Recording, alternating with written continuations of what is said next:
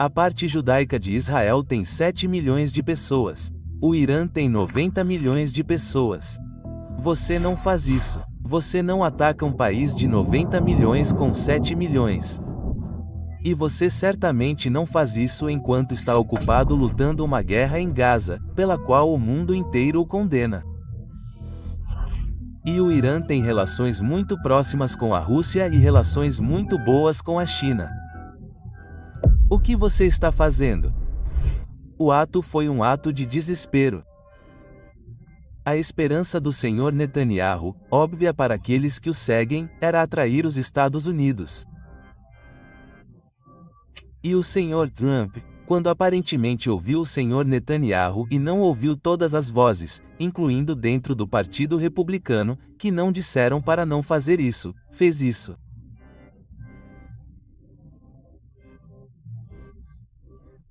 Então o Sr. Trump descobriu que o que ele havia desencadeado era um conflito entre Israel e Irã, que quase todos, exceto a mídia americana, são inúteis nesta situação de uma forma que excede o preconceito e excede o chauvinismo.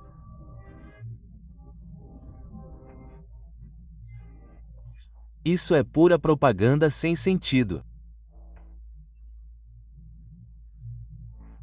Todos no mundo percebem que o apoio que o Irã tem em seu próprio país, em sua fronteira com a Rússia, em seus tratados com a Rússia e no apoio da China versus Israel, é uma tacada certeira da pior espécie.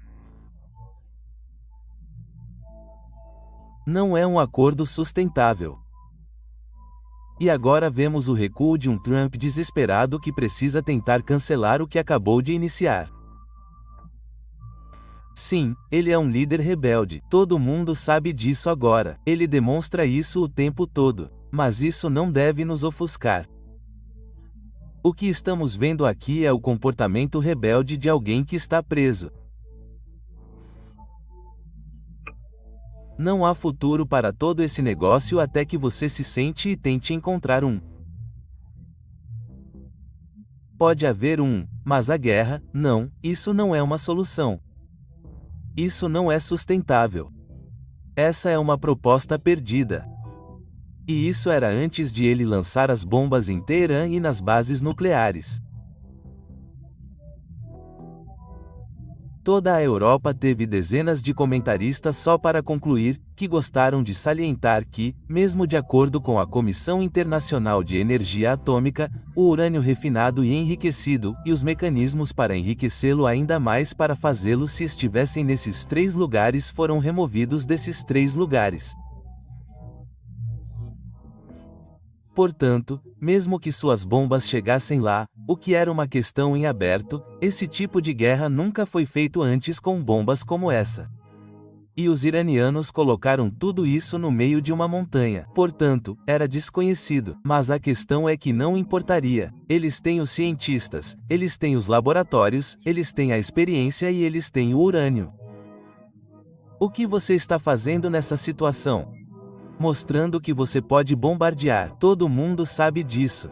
Mostrando que você pode nessa situação, dada a Ucrânia, não há muita dúvida sobre isso também. Então, isso foi muito impulsivo, mas esse não é o ponto importante. É o maior beco sem saída histórico que está sendo encenado. Sim, eles estão desesperados. Sim, é erque-jerque. O que mais você espera quando entende que eles estão presos em um projeto colonial que é uma situação absolutamente sem saída para Israel e o Ocidente? A única coisa triste é que eles não querem ver isso. Eles não conseguem ver isso mais do que não conseguem ver o que estão fazendo em Gaza e como o mundo inteiro vê isso. E você tem que explicar que o povo judeu não é mais intrinsecamente violento do que qualquer outra pessoa e não é mais cego do que qualquer outra pessoa. Então, você tem que fazer a pergunta: sob que pressão as pessoas gostam disso? E nem vou acrescentar que elas mesmas sabem pelos próprios avós como é estar do lado errado desse tipo de situação. Mesmo elas, você tem que explicar isso.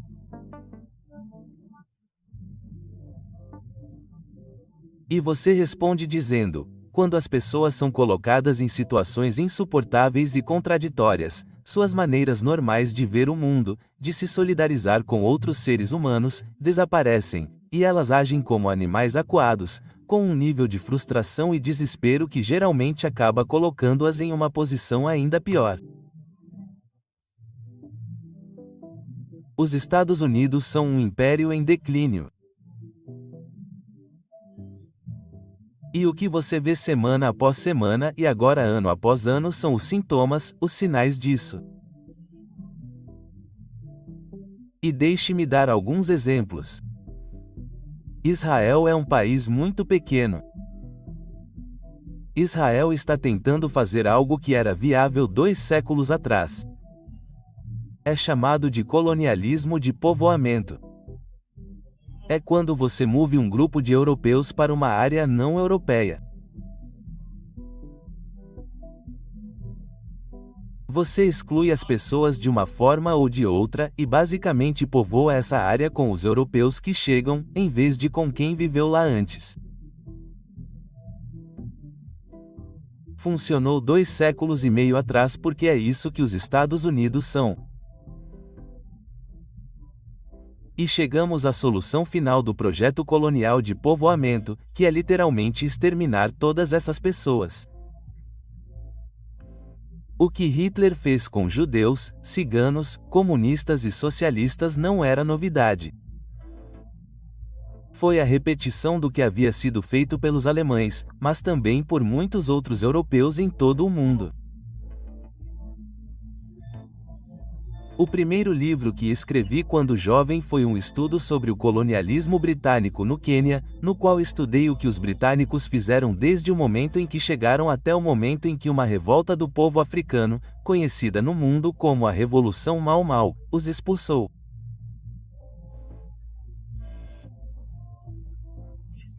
E você vê que em todo o mundo o último século e meio foi e será no futuro chamado de Era do Anticolonialismo. É a história avassaladora da esmagadora maioria das pessoas neste planeta. A Índia, que era uma colônia formal, a China, que era meia colônia, e assim por diante.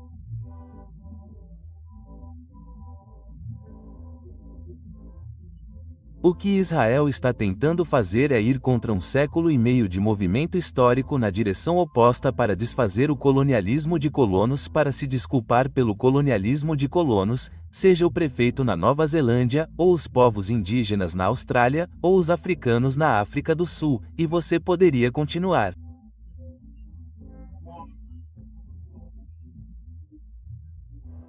Isso é inútil.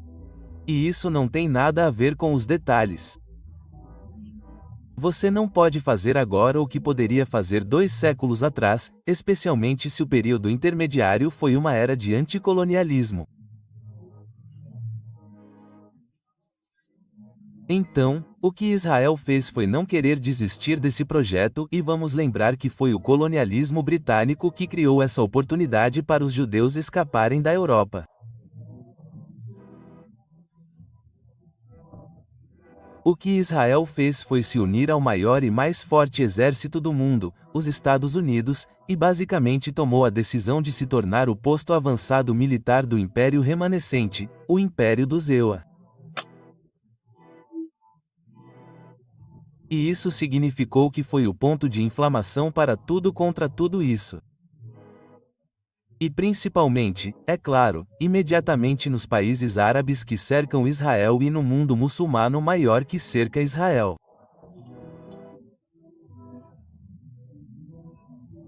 E o que vimos e o que estamos assistindo hoje é o processo lento, doloroso, mas inevitável de ensinar aos israelenses que isso não vai funcionar.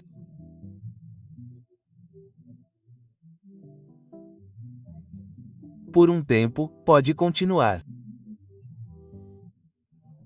Eles têm um enorme comprometimento com tudo militarmente e têm o fornecimento infinito de meios vindos dos Estados Unidos.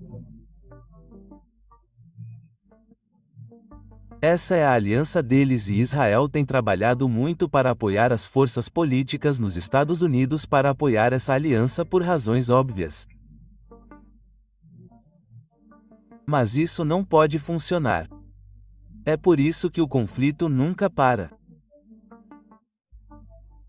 Os palestinos demonstraram que, mesmo sob opressão genocida, não vão embora. Isso é inacreditável. Considerando o que sofreram, não vão embora. E apelaram aos seus irmãos e irmãs árabes e islâmicos para que os apoiassem e se tornassem problemas para Israel, o que os outros se tornaram.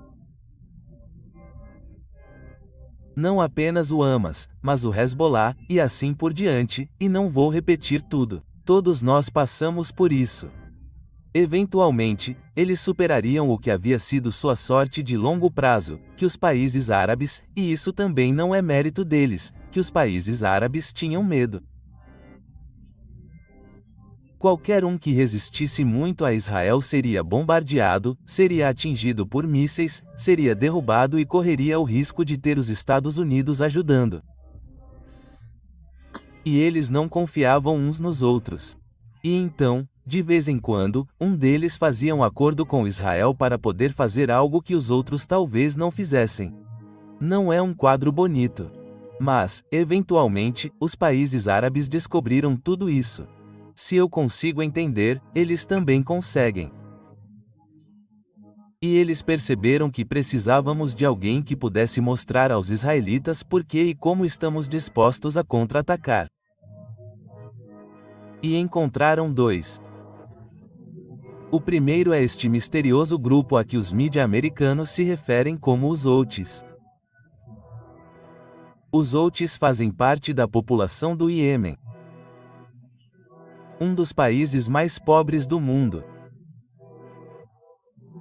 Basicamente, um pedaço de terra inabitável num deserto.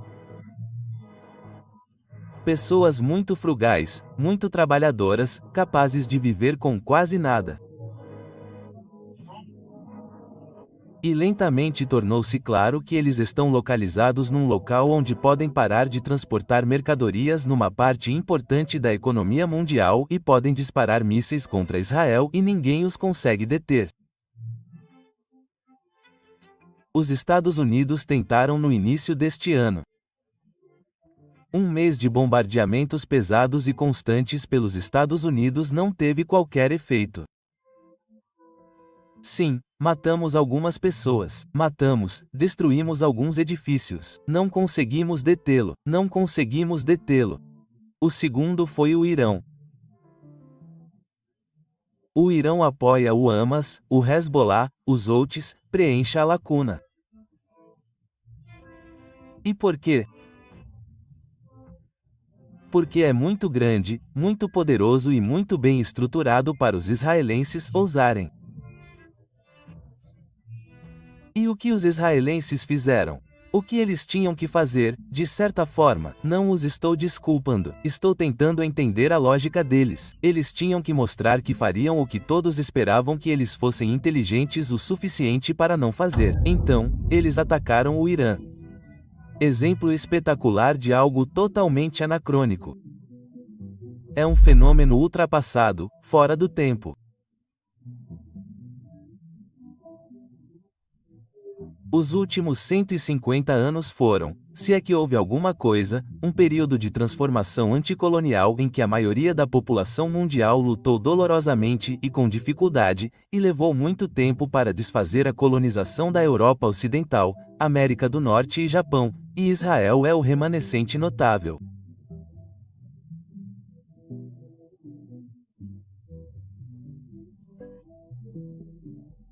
Aqui temos um colonialismo de povoamento no século XXI, após um século e meio de anticolonialismo, tentando estabelecer e expandir um colonialismo de povoamento, e encontra o mundo inteiro organizado contra ele.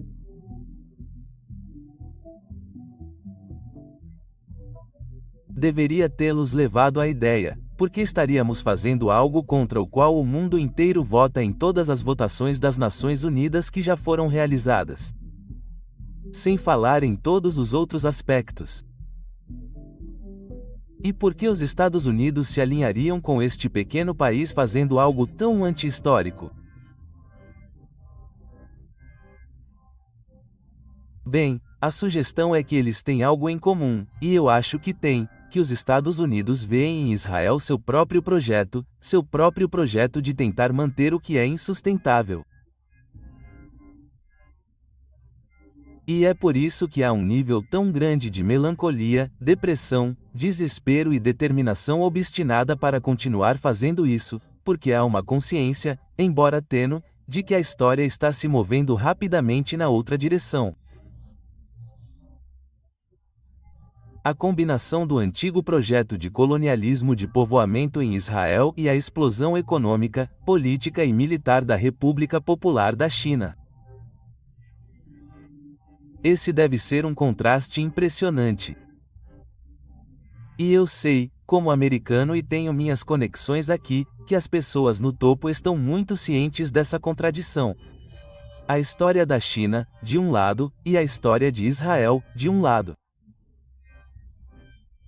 Nas últimas 24 horas, surgiu um forte argumento aqui nos Estados Unidos, dentro do Partido Democrata e até mesmo dentro do Partido Republicano, de que os Estados Unidos já pagaram sua dívida com Israel.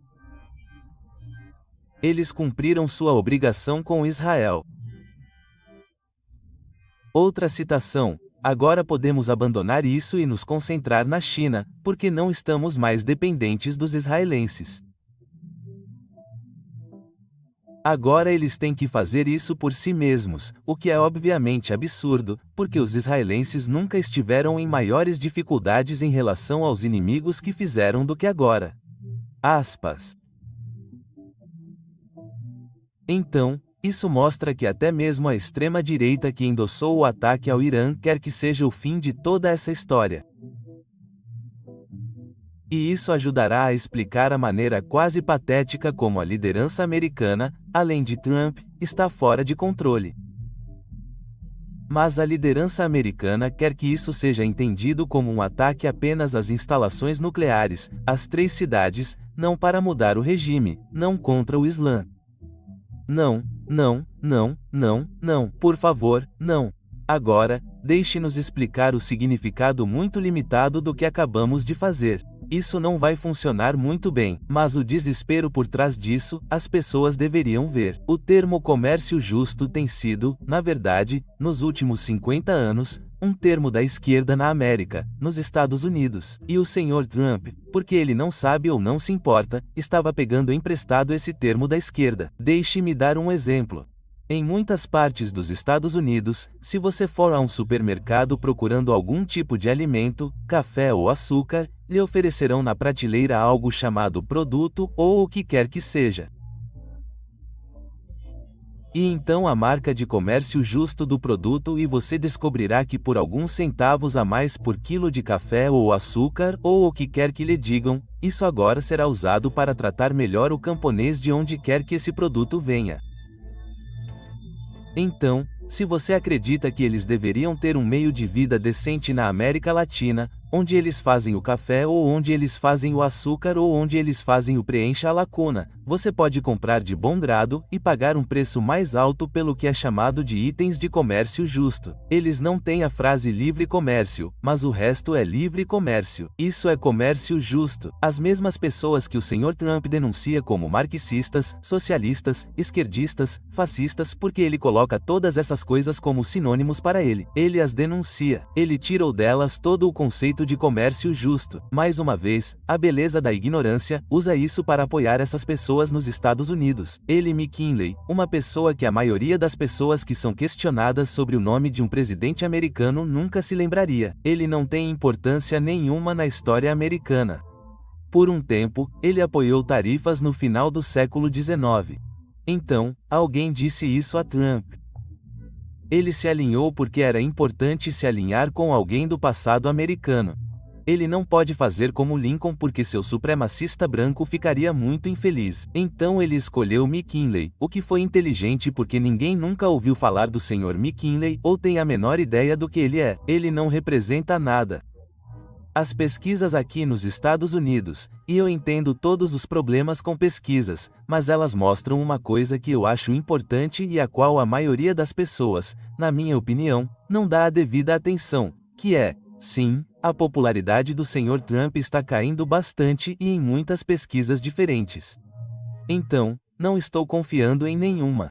A CNN aqui faz um bom trabalho reunindo meia dúzia de pesquisas diferentes e então dando os resultados da média de todas elas. Então está claro que no último número que saiu hoje, 42% dos americanos aprovam o Sr. Trump e 56% dos americanos desaprovam o Sr. Trump.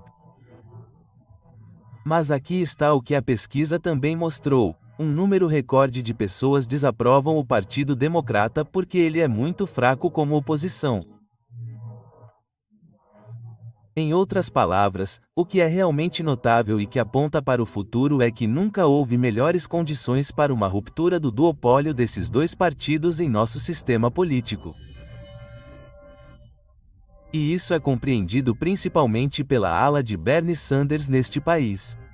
Elas são chamadas de linguagem populista bizarra. A ala populista do Partido Democrata é a mais provável beneficiária disso. E o maior risco é que o Partido Republicano se divida por causa disto, que é desaprovação da direita, que, a propósito, não está feliz com os acontecimentos no Irã, que é a ala que não quer mais apoiar Israel, não quer guerra, responde ao Sr. Trump quando ele diz chega de guerra, e está muito chateado agora pelo fato de que as guerras não vão acabar. Isso vai prejudicá-lo politicamente. Estou muito interessado nas pesquisas dos próximos dias e semanas para ver o impacto sobre isso. Mas essa situação política agora está mudando. E se você adicionar a isso que o Sr. Trump não tem conseguido conter o aumento dos preços, eles não estão subindo rapidamente, mas continuam subindo. E para a maioria dos americanos, esse é o problema. Não é a taxa que aumenta, é que continua aumentando. E ele não tem conseguido resolver esse problema. E a maior parte da imprensa financeira, de esquerda, de direita e de centro, acredita que teremos uma recessão no segundo semestre deste ano ou no ano que vem, ou em ambos. Se você juntar tudo isso, o Partido Republicano terá grandes dificuldades. A ascensão da Grã-Bretanha é a ascensão de todo o conceito de livre comércio. O esforço interminável que começou com David Ricardo, se não antes, para demonstrar como você pode conceituar a economia na qual o livre comércio é a melhor política para todos.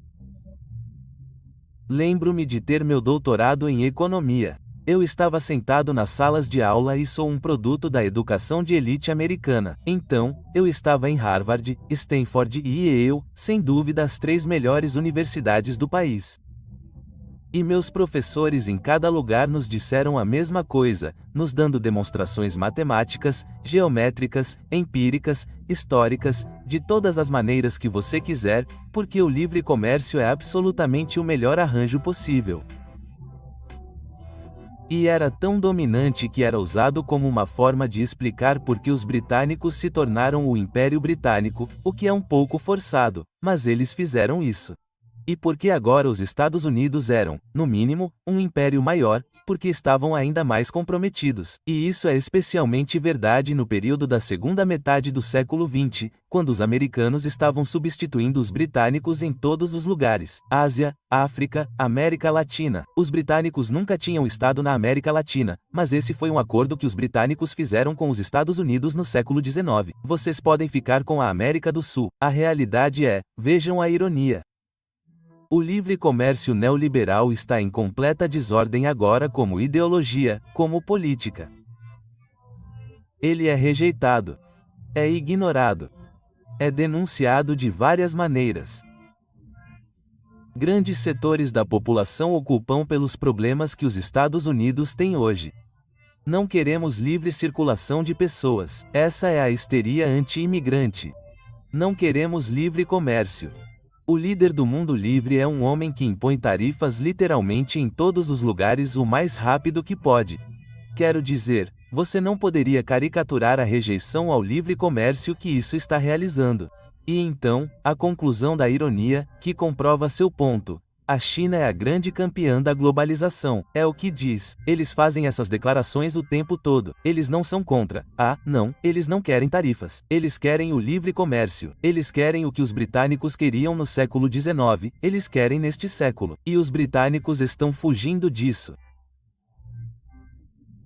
Não que eles importem mais, mas todos os antigos campeões do livre comércio estão ocupados aprendendo argumentos que, se você conhece a história de tudo isso, saberá que, por exemplo, Liszt e outros pensadores alemães no século XIX estavam ocupados denunciando o livre comércio porque ele impedia a virunda alemã.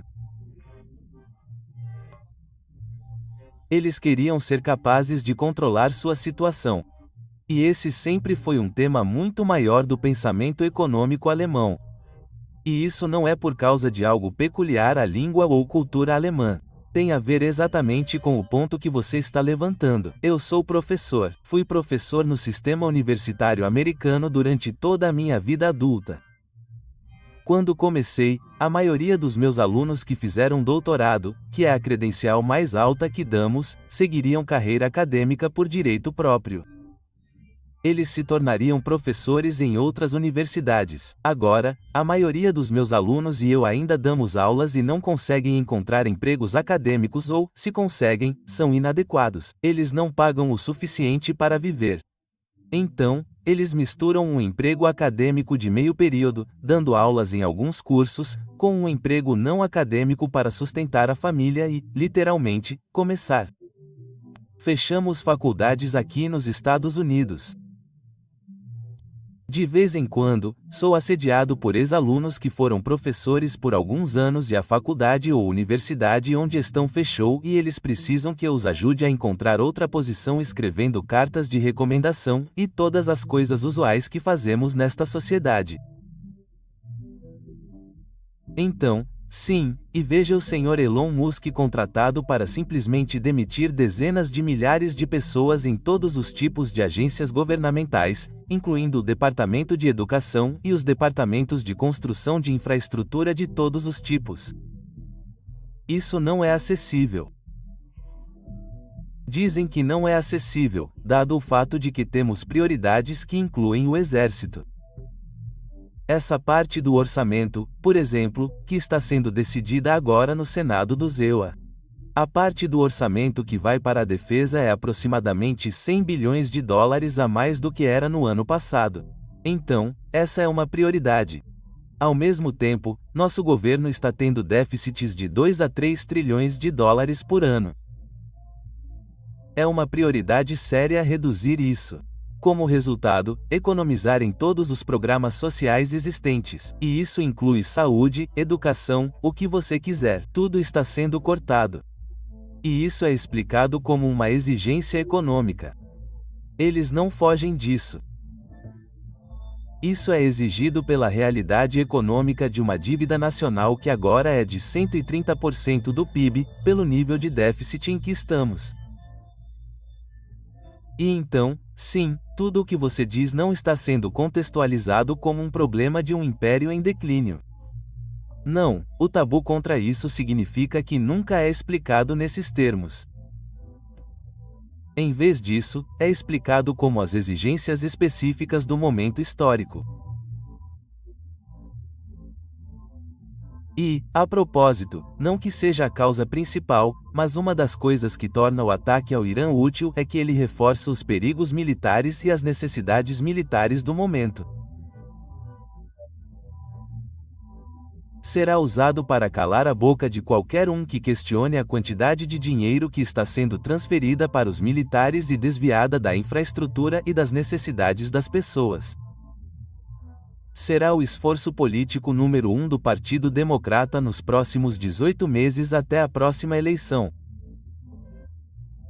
Será um esforço implacável para sugerir que poderíamos estar militarmente seguros e fazer os programas sociais e que se você votar nos democratas, você terá isso. E que eles esperam que isso abale a crença das pessoas de que elas têm que apoiar os republicanos apesar do declínio nos programas sociais por causa da necessidade militar, porque eles não permitem nenhuma outra questão que provavelmente será a campanha. Ou para dizer a mesma coisa em termos mais simples, seja qual for o candidato democrata, ele dirá: sou melhor do que Trump e os republicanos porque não sou tão ruim quanto eles nessas questões. É isso. Não há programa positivo. Não há análise social. Você tem uma escolha entre o ruim e o pior. Eu sou apenas ruim, eles são piores.